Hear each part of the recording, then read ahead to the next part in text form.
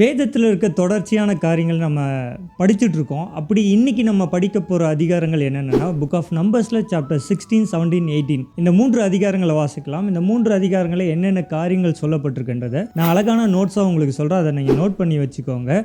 Myself Richard George Muller. இந்த 3 அதிகாரங்களுக்குள்ள நோட்ஸை நான் உங்களுக்கு சொல்கிறேன். நீங்கள் அப்படியே நோட் பண்ணி வாசிக்க ஆரம்பிங்க. புக் ஆஃப் நம்பர்ஸில் சாப்டர் 16ல் கோராகின் கிளர்ச்சியினால் நடந்த சம்பவங்களும் அதை தொடர்ச்சியாக ஆரோன் வாதையை நிறுத்துகிற காரியத்தை இந்த அதிகாரங்களில் நீங்கள் வாசிக்கலாம். புக் ஆஃப் நம்பர்ஸில் சாப்டர் 17ல் ஆரோனின் கோல் துளிர்க்கிற காரியத்தை குறித்து அங்கே வாசிக்கலாம். ஏன் துளிர்க்குது, எதற்காக துளிர்க்குது அப்படின்ற காரியத்தை குறித்து அங்கே வாசிக்கலாம். ஆரோனின் கோல் துளிர்த்ததனால் ஆரோனின் கோலை எதிர்த்தவர்களுக்காக ஒரு அடையாளமாய் அந்த கோலை பத்திரப்படுத்துகிற காரியத்தை இந்த அதிகாரங்களில் நீங்க வாசிக்கலாம். அதை தொடர்ச்சியா புக் ஆஃப் நம்பர்ஸ்ல சாப்டர் 18ல ஆசாரியர்களும் லேவியர்களுடைய கடமைகளை குறித்தும் ஆசாரியர்களின் பங்கை குறித்தும் லேவியர்களுடைய உரிமை சொத்தை குறித்தும் ஏறெடுத்து படைக்கப்படுகிறது ஆசாரியர்களுக்குரியது அப்படின்ற காரியத்தையும் இந்த அதிகாரங்களில் நீங்க வாசிக்கலாம். இந்த 3 அதிகாரங்களை வாசிங்க.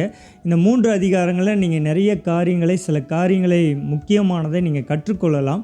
இதை கற்றுக்கொண்டு உங்களோடு இருக்கிறவர்களுக்கு இதை நீங்கள் அப்படியே ஷேர் பண்ணுங்கள்.